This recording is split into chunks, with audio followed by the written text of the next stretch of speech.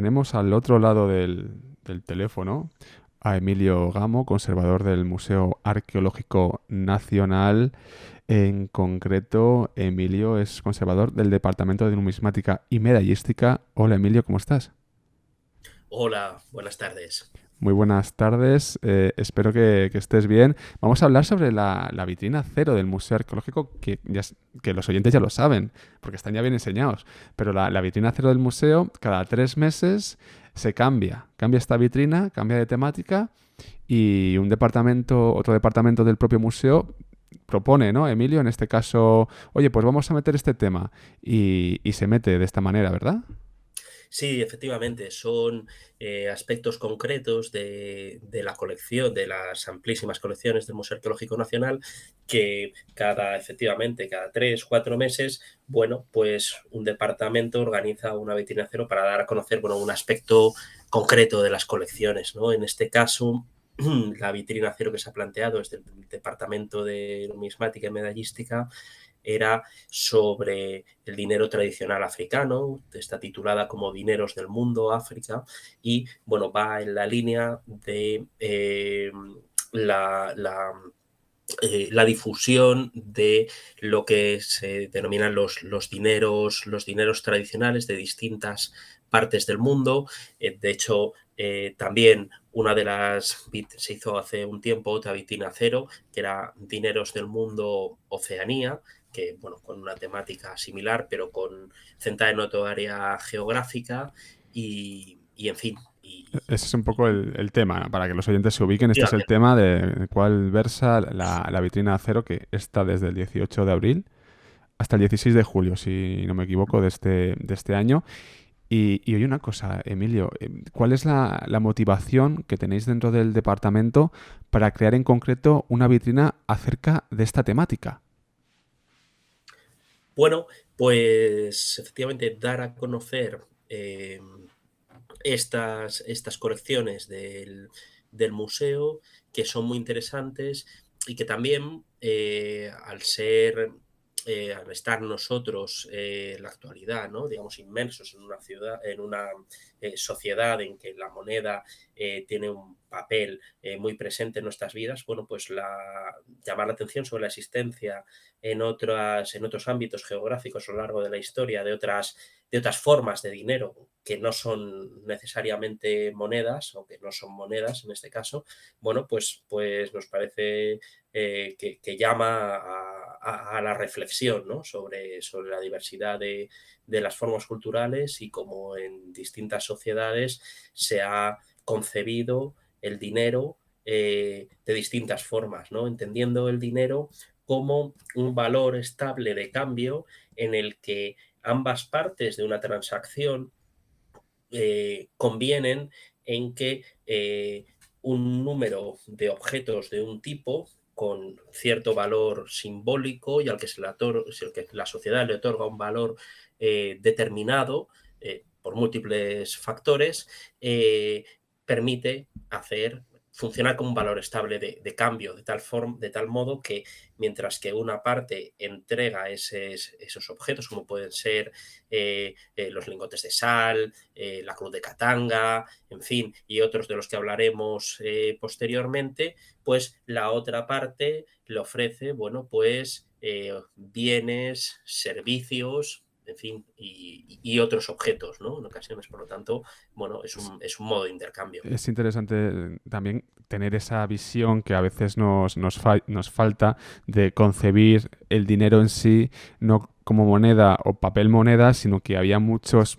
y hay incluso otros elementos que pueden utilizarse para este tipo de transacciones, por así decirlo. Entonces está muy bien que nos lo cuentes, Emilio, porque a veces tenemos esta visión ahora mismo, hoy en día, eurocentrista y nos come mucho. Por eso está muy bien que nos lo aclares. Oye, otra cuestión.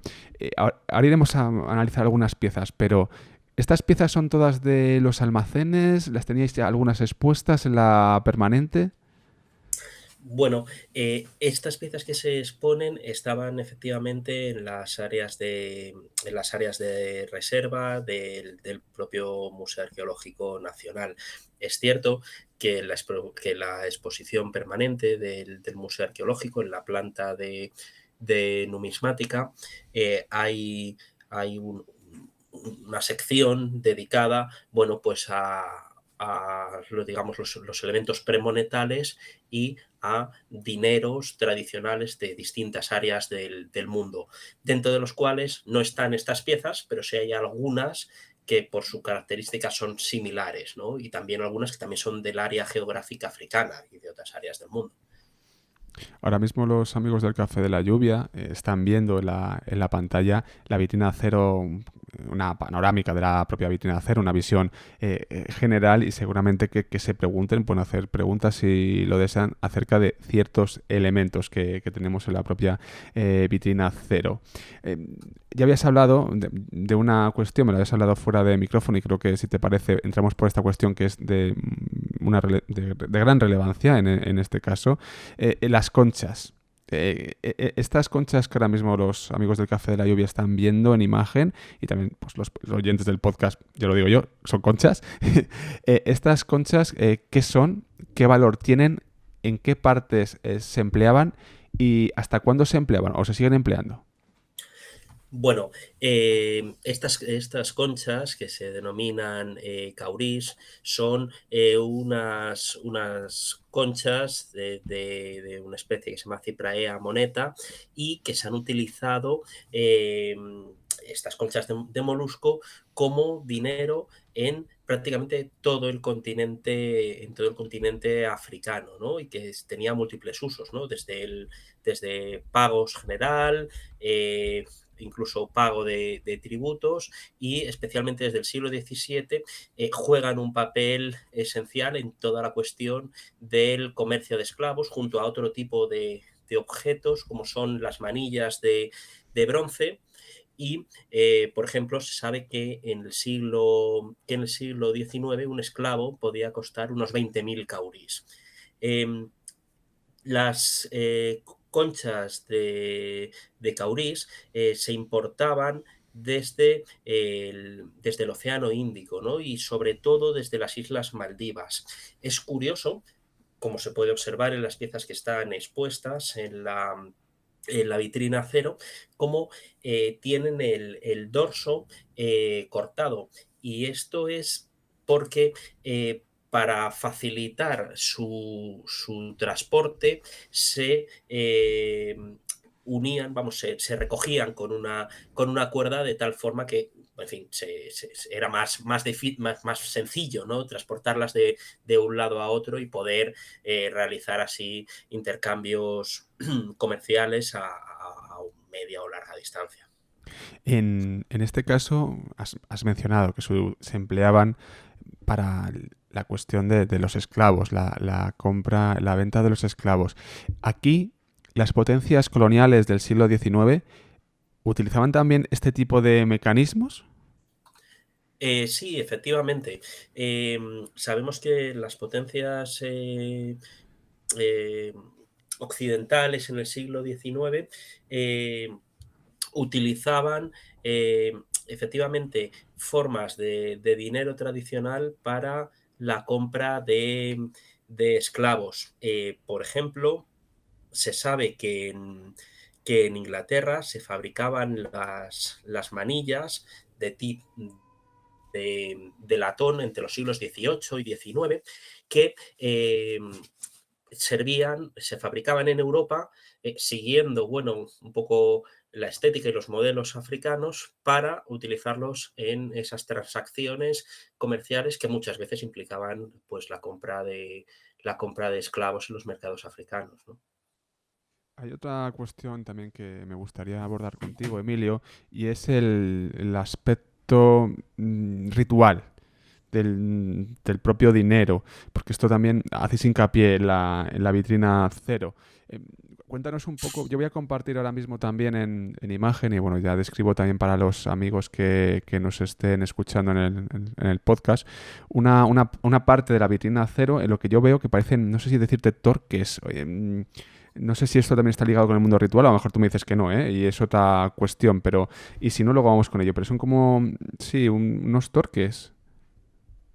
Em, Vamos a ver, yo entiendo que te estás refiriendo a un objeto que efectivamente Sí, parece un parece. torque morfológicamente, ¿no? Sí, Que se llama el boloco. Bueno, en este sentido hay que decir que realmente todas las sociedades africanas, el papel de la religiosidad, bueno, pues digamos que llega a todos los aspectos de la vida cotidiana, ¿no? Por lo tanto, los intercambios, bueno, pues efectivamente siempre tienen un papel, bueno, pues de cierta vinculación en fin, con aspectos rituales, simbólicos, de representación, ¿no?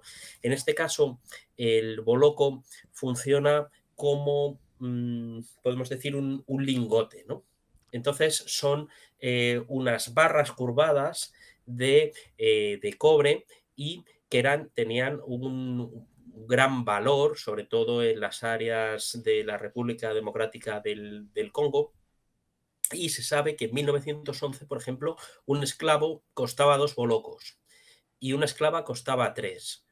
Por ejemplo, también se sabe que una esposa costaba 10 bolocos, ¿no? De tal forma que se compraba, digamos, de un modo no exactamente igual, pero similar a lo que serían las dotes, ¿no? Aunque en este caso sería más bien la compra que la dote, ¿no? Bueno, pues la esposa, ¿no? En estos contextos de comienzos del siglo XX. Hay, aunque digamos que todos los objetos que, digo, de intercambio en el ámbito africano, bueno, pues están imbuidos de religiosidad, sí que hay algunos, por ejemplo, que lo están especialmente, ¿no? Y me refiero con esto a algunos cuchillos arrojadizos que se utilizaron en áreas de África Central que sirven como objetos de tipo ceremonial y que tienen un fuerte componente simbólico, ¿no? Y esto, en un determinado momento, entre el siglo XIX y XX, estos objetos realizados en hierro eh, adquieren, perdón, un valor altísimo como dinero para grandes pagos rituales y comerciales, pero ya han perdido su función como arma ofensiva, ¿no? Me refiero, por ejemplo, al senguese, que es un cuchillo arrojadizo de la etnia Matacam de Camerún y Nigeria, o al osele de la etnia Nkusu de la República Democrática del Congo, ¿no? Claramente, en este caso tienen un valor religioso muy marcado y también todos estos objetos en general tienen un valor de autorrepresentación de la jerarquización social en cuanto a que su posesión indica, bueno, pues una cierta diferenciación social de la persona que los posee. Y también en el conjunto de África, la existencia de estas formas tradicionales de dinero son un elemento identitario, en cierto modo, puesto que, por ejemplo, en algunas emisiones de sellos se siguen representando elementos de dinero tradicional como pueden ser las manillas o como pueden ser los caurís y en algunas emisiones, por ejemplo, de las monedas de 1500 francos CFA del Congo del año 2005 se representan, por ejemplo, un elemento de dinero tradicional como es la cruz de Katanga, ¿no? Entonces, sirven como un elemento de identidad de ciertas áreas de África, respectivamente cada tipo, ¿no? De los que hemos comentado de dinero tradicional, que, bueno, en el que se ven representados, ¿no? Estaba pensando, fíjate que hemos hablado del el comercio únicamente de esclavos. O sea, esto también define la tragedia de África. La tragedia de la historia, bueno, la explotación del continente africano, en este caso, Emilio. Bueno, es cierto que, bueno, algunos de estos objetos eh, se utilizaron para el pago de esclavos, ¿no? Eh, sí es cierto que, bueno, la existencia del fenómeno, ¿no? Del colonialismo, bueno, pues actualmente se está en una revisión histórica, pues evidentemente necesaria, ¿no? Del papel de las potencias occidentales en África. Y, por otra parte, hay que decir que también que hay otras muchas formas de dinero tradicional que permitieron que las rutas comerciales de África florecieran. Por ejemplo, en el área del actual Mali, en Tumbuctú, era un área especialmente rica por el comercio y, por ejemplo, por el comercio de los lingotes de sal, de sal gema, que se transportaban, bueno, con unas cuerdas de piel de camello, ¿no? Entre otros muchos, en fin, elementos de comercio, ¿no? Que pasaban por esta ciudad y que, bueno, hicieron que se convirtiera en un núcleo cultural desde la Edad Media, ¿no? También, por ejemplo, los lingotes en forma de cruz o H, bueno, pues eh, llevaron al desarrollo en Zimbabue de, bueno, de unas formaciones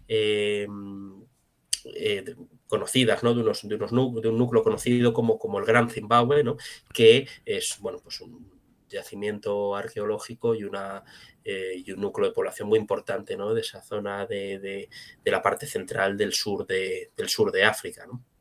De tal Eh, forma que, digamos que por un lado es verdad que esa historia, en cierto modo, nos remite a una historia, bueno, pues en cierto modo trágica, pero también nos está hablando, bueno, pues de unas áreas culturalmente muy ricas, muy diversas y, y también cómo, bueno, pues los distintos grupos humanos encuentran soluciones diversas para sus problemas cotidianos, ¿no? En este caso, el problema que tenían que solucionar, ¿no? Es qué elemento nos sirve como un como un referente estable para intercambios, ¿no? Es decir, como dinero, pero dinero sin moneda, ¿no? Formas de dinero tradicional. Y estas son muy variadas. Por ejemplo, la madera de la bafia nítida, que se denomina túcula, se utilizaba hasta el siglo XX en la República Democrática del Congo, bueno, pues son unos bloques de una pasta de madera de ese arbusto que me he referido anteriormente, la bafia nítida, y que se ha utilizado para intercambios a gran escala y que llamaba mucho la atención por un color, una tonalidad rojiza y a la que se le atribuían, bueno, pues ciertas virtudes, ¿no? Emilio, estamos viendo estos elementos empleados como dinero. Has mencionado ahora el Congo, siglo XX. ¿Esto se empezó a perder en el siglo XX? Todos estos elementos. ¿Hay algún sitio que conserve este tipo de operaciones con este dinero? A ver, fundamentalmente, sobre todo según va avanzando el siglo XX y especialmente en la segunda mitad del siglo XX, definitivamente se abandonan bueno, pues estas formas de dinero tradicional. Eh, pero sí queda digamos, el recuerdo de las mismas, ¿no? Y como comentaba anteriormente, como en sellos y en monedas de los países, pues se siguen representando, ¿no? De tal forma, bueno, que queda esa memoria del uso de estas formas de dinero tradicional que se reconocen por estas comunidades como propias. Ya para terminar, Emilio, aparte de la vitrina en sí, ¿hay algún tipo de actividad, no sé si conferencia ligada a esta vitrina cero? Eh, bueno, conferencia propiamente dicha, no. Existen una serie de visitas guiadas a la vitrina cero y a otros elementos de dinero tradicional que se conservan en la exposición permanente que, bueno, se van anunciando en la página web del museo según, en fin, según va llegando la fecha en la que son convocadas. Pero sí, efectivamente, esas visitas guiadas a la vitrina cero y luego a esa parte de numismática de la exposición permanente que hace referencia, ¿no?, a estas formas de dinero tradicional, a lo que podemos llamar el dinero sin moneda, pues sí se van a realizar. Emilio Gamo, conservador del Museo Arqueológico Nacional, Departamento de Numismática y Medallística, muchísimas gracias por asomarte al Café de la Lluvia. Ya es la tercera vez en unos cuantos años, no está mal, en acercarte al Café de la Lluvia y hablar con nosotros. Bueno, muchas gracias a ti, Javier, por invitarme a volver a estar en tu programa de nuevo. Y ya sabes que tenemos una conversación pendiente sobre un yacimiento que estás trabajando cuando quieras, de verdad. Escríbeme. Muy bien, pues a tu disposición quedo. Un abrazo muy fuerte, amigo. Cuídate. Un abrazo. Muchas Adiós. gracias. Gracias. Teníamos ahí a